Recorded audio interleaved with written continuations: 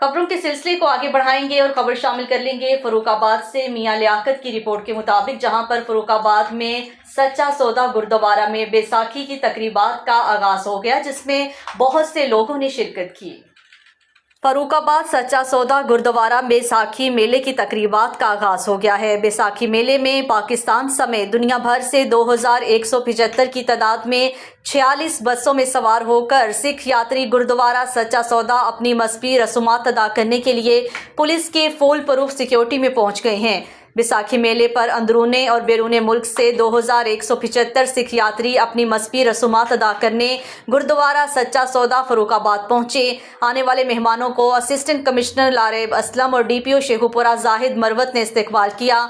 सिख यात्रियों की सिक्योरिटी के लिए RPO शेखुपुरा, DPO शेखुपुरा जाहिद मरवत और ज़िला इंतजामिया के हवाले से असिस्टेंट कमिश्नर लारेब असलम तिब्बी इमदाद के लिए मेडिकल कैंप 1122 कैंप रेस्क्यू गाड़ियां भी मौका पर मौजूद हैं। इसके अलावा लंगर और दूध की सबील भी लगाई गई है। इस मौका पर सिख यात्रियों ने अपने ख्यालात का इजहार करते हुए कहा है कि इंतजामात के हवाले से AC लारेब ने मीडिया से गुफ्तगू करते हुए कहा कि सिख यात्री 4 बजे वापस ननकाना साहब रवाना होंगे।